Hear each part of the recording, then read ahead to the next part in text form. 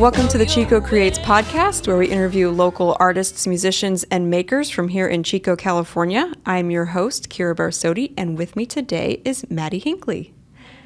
Mattie was born in Virginia and currently calls Chico, California their home. They work with wood, clay, and in drawing and illustration, some of which you may have seen on the windows at Stovall Coffee downtown. Welcome. Hello. It's great to have you. Good to be here. Yay. Finally. Hello. We made it. We're here. We're good. So tell us a little bit about yourself beyond the bio. Sure. So I'm a teacher now of late. I graduated a couple of years ago with my MFA and immediately started teaching at Butte College and then recently started teaching at Chico State. Awesome. So I teach art at both of those places. And then try to have my own practice, which as a teacher is especially as a new teacher, is so difficult. Most of my studio practice is like making syllabi and slideshows. Right. That's most of what I do now. But still try to have my own, and then also have a brand new dog. And then also I'm opening a gallery downtown. So awesome. Yeah, really exciting. Like lots of stuff happening, which is why my brain is just full. And I was late today, so I'm so sorry. But yeah, lots of things going on. Yeah. Amazing. And is that second cousin? Second cousin, yeah. It's getting a physical location? It's getting a physical That's location. So exciting. All right, well, we'll get into all that. Okay. And how long have you lived in Chico? Since March of 2020, the fateful wow. time. Yeah. I was living in Virginia, going to school. I was still an undergrad at VCU in Richmond, Virginia, and working at a coffee shop, and COVID hit and everything shut down. And my partner, Jacob, lives here. He was born and raised here. Okay. And I was so scared that everything was going to shut down and we would be, sequestered on opposite sides of the country. So I just boarded a plane like the next day. Yeah. And flew to Chico and then never left. Wow. So I've been here ever since. Yeah. Wow. Yeah. Finished my degree online. Yeah. Yeah. So 4 years. Oh, that's so interesting because we also left Virginia that summer. Really? Yeah. What So part of Virginia? we were in Williamsburg. Okay. We loved Richmond, though. Okay. If we had a choice, that's where we would have lived. But we were in Williamsburg for my husband's work. Okay. And yeah, it was just like so many things were happening and we felt like it was time to come home. So we made the trip with 2 cats across the country. Oh, that during sounds COVID. Fun. Yeah, I bet they were really stoked about that. One of them was. To be crated for weeks at a time. Oh, yeah, for yeah. sure. No, one of them had a blast and the other one hated it. Okay, it's half not bad. Yeah. Okay. Yeah. No, I just boarded a plane when the airport, we all just felt like we were going to die. And we were all so scared of each other. And it was just the quietest airport I've ever been in. I'll bet. Yeah, it was terrifying. Yeah. But also kind of thrilling. Yes. Yeah. No, totally. I also flew during that time because I was here when the shutdown happened. I was supposed to start the Pacific Crest Trail. Didn't end up starting because I was sick, pretty sure probably with COVID. Hey. And so that and an injury and then shutdowns, it was like, okay, I guess I'll just fly home to Virginia. So just a couple weeks later, it was not knowing proper PPE at the time, and wearing gloves and a mask and just so, crazy time. But we made it. We did. Here we are. Yeah. Now we're just battling wildfires as usual, and also still COVID. She's still here. She's still around. Yeah. So keeps making resurgences. Yeah. Man, what a time to be alive. What a fun time. Anyway. Yeah. So you came here and never left. Came here, never left. Yeah. Finished my degree online, and then the end goal was to get an MFA, but I had just come to Chico and I didn't want to move again, and also COVID was still very much blasting, so I decided to do a low residency program, which is a kind of MFA where you can stay and work in your studio wherever you live and then just go to the school for little short intensives. So that's what I did. Oh, cool. So I went to the Maine College of Art and Design in Portland, Maine, and the fall and spring semesters I would just work out of my home studio, and then I would spend these summer 2-month-long semesters in Portland, Maine. So get out of Chico for the summer. Nice. And just spend it in Maine. Yeah, brilliant. Yeah. And finished my MFA a couple of years ago now. Okay. Yeah. Yeah. Awesome. Yeah. Yeah. And Chico for the foreseeable future. I mean, you're working. Yeah, we settled down, opening a business. Yes, Yep. we have a little house now. Love it. Working on a house. Yeah. Awesome. So I don't know if I'll like die here, but I'll get close to death. Yeah. I'll approach death here for sure. Yeah. Love that. What is your favorite local spot or place to hang out? Well, my house mostly, if we're being honest. I have a big injured dog that I'm just obsessed with, so I just want to be with him at all times. So mostly my house, and then any body of water that I can then put that dog in is like second to that. So we found little secret spots. Like along the creek and stuff? Places along the creek where there aren't other people or other dogs. Yeah. So mostly that. And that's like a thing that really wooed me about Chico that I also loved about Richmond, because there's a giant river that runs through Richmond, the James, to find the little secret spots along it that maybe aren't quite so populated, and making that your families or your tight friend group, that's your go-to spot. So finding those has been a really, really lovely part of getting to know Chico, is like, oh, let's go to whatever stupid nickname I have for this swimming hole that we have, so those places. Yeah.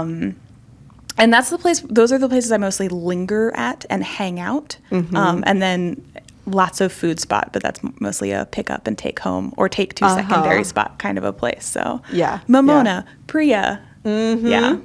Yeah, definitely top couple of choices for us too, those two. I'm vegan as well, so it makes it like a little limited. But a beautiful Saturday morning, tender loving, that's a good linger spot. You go to the market. Oh, that's a good one. Go to the farmer's market, go to tender loving, get a simple biscuit, hang out on the patio. That's a day. Simple biscuit. The simple biscuit's so good. Yeah. And Day Camp just opened their kitchen. Yes, it's so good. Yeah, I had the vegan burrito there yesterday. It's delicious. Yeah, it's really good. Yeah. Yeah. Yeah, this is a Day Camp plug now. Yes, now it is. Yeah, we went vegan in February, so yeah, we're always hunting welcome. Yes. Welcome to the club. You can waffle. We'll still It's great to be here. It's great, yeah. So, tell us a little bit about your background in art. Sure. Like, have you always been a creative Yeah, for kid? sure. Yeah. Yeah. I was like the kid that was always drawing. I would like draw the Little Mermaid next to the Little Mermaid on my Little Mermaid sheets, like that kind of little child. And my mom was an artist and was very plugged into the art scene in Virginia, where I'm from, in Norfolk. And she and her friends had like an artist co-op, which I didn't realize how cool that was at the time, but it's so cool. I think it was like 20 of them that had a 2-story warehouse downtown, and their studios were upstairs, and then they would have monthly shows downstairs. That is like so in cool. retrospect, like that's so cool. Yeah, that's like living the dream. Yeah, it really is. But at the time I was like, my mom, it's like you don't realize it. So I would hang out there and was really like immersed in what that could be. And I started going to figure drawing classes when I was really young, with my mom. And then as soon as I hit 18, I started modeling for those so I could get classes for free. So I'd model once and then go to drawing classes for free. Awesome. So I was always really interested in art making, but it was very much illustration. It was drawing, comics, illustration. I drew a lot of comics.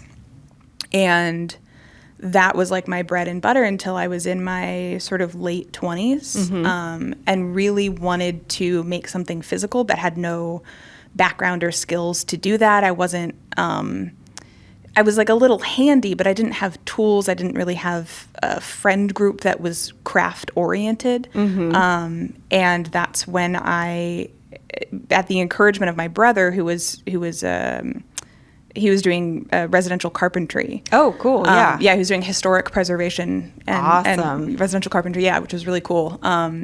He was like, the school where I went, they have a furniture program. Would you want to make furniture? And I was like, well, I don't know. That's sure.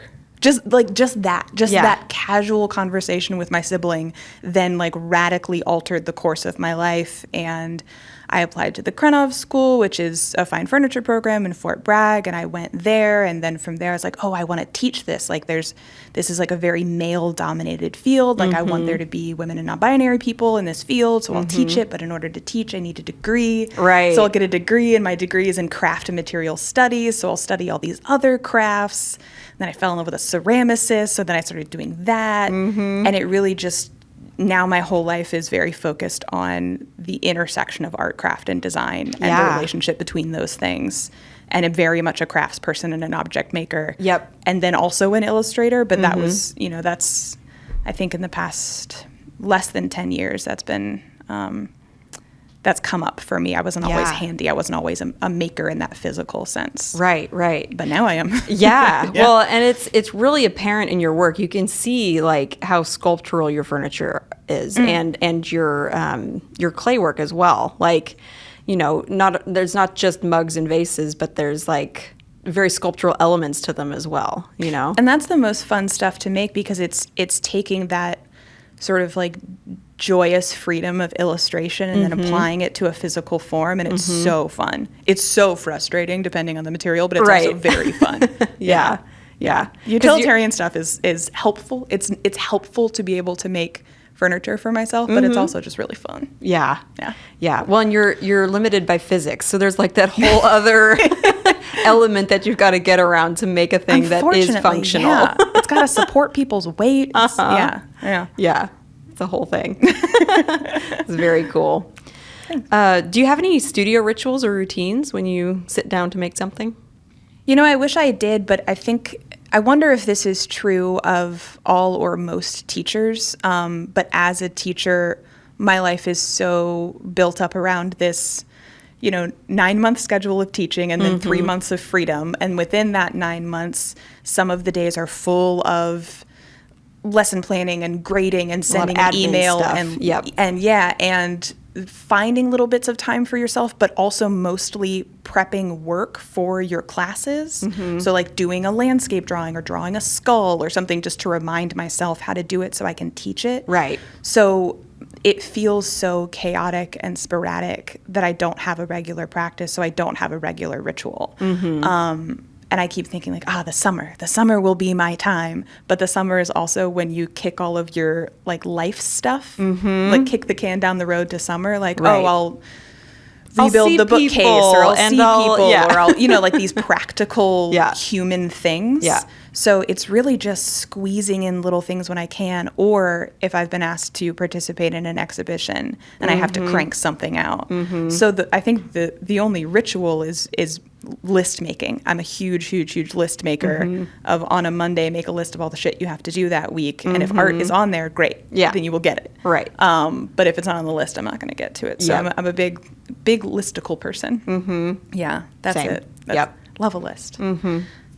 Yeah. Usually I adhere to the list. Yeah. Sometimes I don't adhere to the list. Yeah, by the end of the week. I'm a little overconfident in what can go on the list. Yeah. For sure. And then you get into all of like the coding of priorities and all, like you can like go down the rabbit hole of trying to get yourself to do things. The most effective thing is just a list, though, I find. I think so, or at least it provides some mental order to an otherwise very chaotic environment of, teaching at 2 different schools and a gallery and my home. Like, I'm just split into, like, I don't have an office. Right. It's just this little notebook with a list on it. Like, that's the only sense of sort of order and homing that I have. Grounding. Grounding. That's a great word for it. Yeah. But unless it, like, another thing I've found is if it makes it onto a calendar, it's much more likely to get done. Calendar's like writing something in pen. It's like engraving it in metal. If it's on a calendar. If it's scheduled, even if it's like 15 minutes, that's going to happen. Oh, that's true. I know. I feel like the calendar's a little too all-powerful. I'm like intimidated to put something on the calendar. Because then it must happen. Like that's for doctor's appointments and birthdays. That's the only thing that has that level of authority. Yeah, I totally swing back and forth on that. Sometimes my calendar is just appointments, and sometimes it's like all color-coded and sorted of like, I'm doing this here, this there. I'm sort of impressed, but I feel like you also falter when you like go that hard on the calendaring. Yeah. Right. So it's like a little wishful thinking. Totally. But I'm really impressed that you're going for it. Yeah, I try. Like I say, sometimes I give up and then it just goes back to appointments only. We're all humans. Sometimes we meal prep. Sometimes we eat chicken nuggets. That's right. It's fine. It's fine. Mm-hmm. We can't be going 100% in all areas of our lives. No. I'm a solid 30 to 40% at all times. Mm-hmm. Yeah. Mm-hmm. Yeah, and then that makes 100% of a life. Hey. There we go. What is the best part about being an artist in Chico? Oh, boy. There's a lot of weirdos out there. Mm-hmm. You have like a weird idea and people are super into it.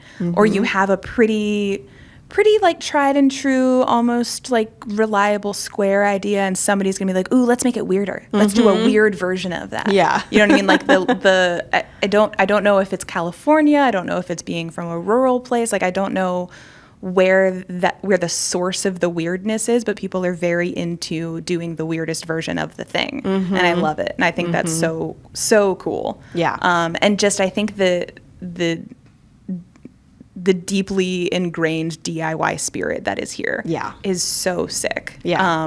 Like they don't need to go buy a thing, they will make a thing. And I really love, and make a place as well. There's a lot of house shows and house venues, and let's have a show in the orchards, and let's like project a movie in this like abandoned levee. Like, just how pervasive the DIY spirit is here is very, very cool. Yeah. So I think that's the best thing about it.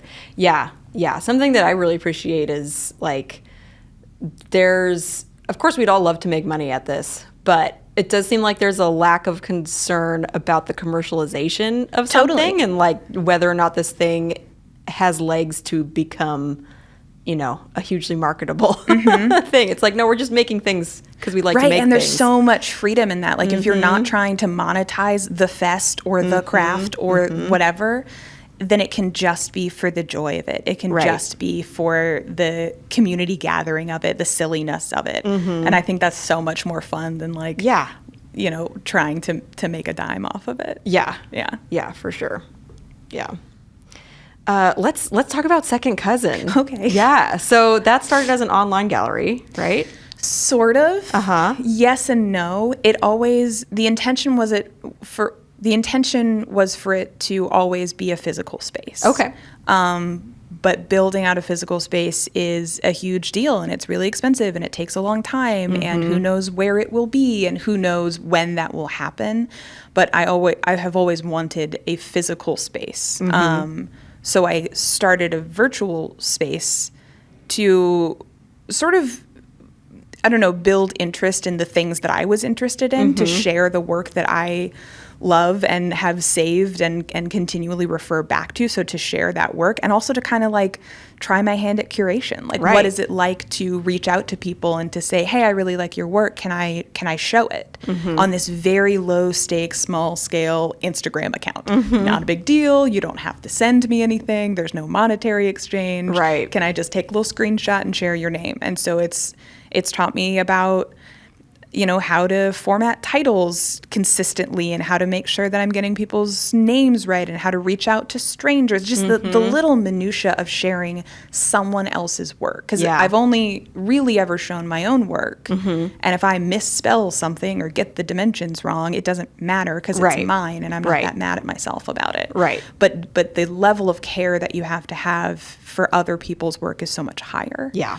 So it's been a nice sort of self-training. So I started the Instagram account, which is Second Cousin Gallery, if you want to follow it, as like a precursor to knowing that I would eventually, to manifesting that I would eventually get a physical space. Totally. Yeah. Awesome. Which I now have. Yeah. So you have a physical location now. A physical location now. That's awesome. Where is it?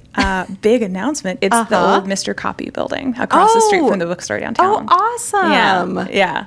That's so huge exciting. Space, really cool history, really cool old building, really incredible location. Very excited to be neighbors with the bookstore, catty corner to Chico State.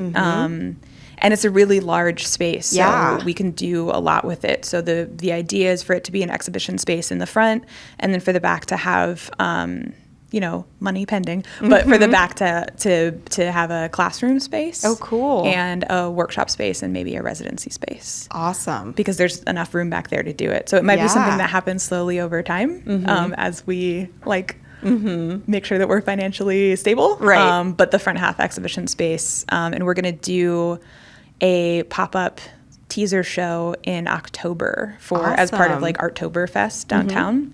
So I'm curating a little a teaser show in October. So cool. It'll be very much under construction. Yes. And just look real wacky in there, but that's fine. That's part of the Chico DIY spirit. So that's totally. Yeah. No one is going to bat an eye. Yeah. That's awesome. I know. I'm very excited. Very nervous. So excited. Yeah, absolutely. Yeah. Yeah. So do you have people in mind that you want to get their work in there? And yeah, this first show, so there'll be a couple local people. There's Jacob Troster, Tamara Murphy, Wyatt Hersey, who doesn't live here anymore, but who we know and love, who used to live here, and then folks spread out all over the country. And the goal with the whole gallery, but especially with this first show as a representation of what the gallery will be, is to have a really solid mix of art and craft and design, and to not keep borders between those fields, because they're all, it's so deeply interconnected, and they're really all just like different perspectives on the same human behavior. To feature work that would perhaps be qualified in one of those categories, and just to put them in the same room and see what that conversation is. Yeah. So I love that. I'm really focused on getting artists from all over and bringing them into Chico.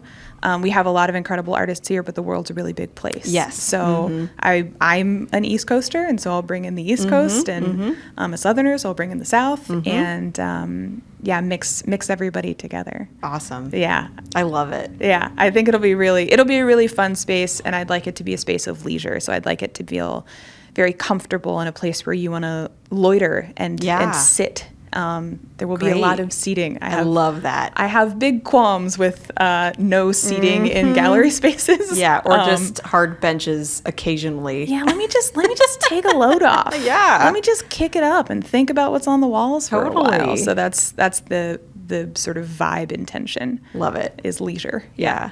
Oh, that's amazing. I'm so excited. Do you have so October is when? October, and the opening reception. Soft opening. The first Friday in October, which I think is October 4th, will be the opening reception. Cool. Yeah. Very exciting. Are you gonna come? Yes. Will you come? I would love to. Okay, yeah. great. Of course, I got to check my calendar, but I don't think that Put doesn't it ring on any the bells. calendar. Exactly. It'll go up there with the doctor's appointments. That's right. Then it has to happen. Then it has to happen. Amazing. So cool. Is there anything else that you wanted to share about? Anything else you're excited about? You got a lot. Oh boy, going semester's on. Coming up. Classes are starting. I wish all my fellow teachers well. We're going to be fine. Yeah. We're going to make it through. I'm teaching drawing and 3D design, so awesome. I'm really excited to get those going. Yeah. Yeah. Super cool. Yeah. Thank you so much for having me on. Of course. This was fun. Yeah. This is a great thing that you're doing. I feel like there should be a reverse where we get to ask you about Chico Creates and the podcast and your intentions. And this is a very, very cool thing. Thank you. Yeah. Yeah. No, I'm excited about it. Onward and upward. It's been great. I love listening to him. This is how I found out about Bonnie Pipkin's Bonfire that I just went to for the first time. Amazing. And it was incredible. Yeah. It was a little community thing you did. So, yeah. thanks. Oh, I'm happy to hear that. Yeah. Yeah. I feel like I'm off in my corner, but it's great to hear that like this is connecting people. Yeah. So absolutely. Yep. That's the goal. Thanks. You did it. I did it. Yay. Awesome. Well, how can people find you online? Instagram is Mattie Hinkley, MattieHinkley, and Second Cousin Gallery is the new gallery space. Sweet. And secondcousin.org. Amazing. Thank you. Very cool. Thank you. Well, we will see you around town. You only call me when you're lonely, darling, when you're wanting something to change. I wanted to give a huge shout out and thank you to Dara at Durham House Creative Company for jumping in to help with the Chico Creates podcast, social media, and marketing presence. Many of you may know Dara from her past work with the Artistry, Avenue 9 Gallery, Chiva, and/or the Chico Art Center. I look forward to our collaboration. If you're looking for someone to help with your social media, marketing, or branding, give her a call at 530-570-3045. If you love what we're doing with the show, please consider becoming a supporter for as little as $5 a month. And if nothing else, subscribing and leaving us a review on your favorite podcast player is always very much appreciated and will help other people find us and the stories we share. You can find Chico Creates on Instagram at chico.creates. Thank you for listening and being part of our community.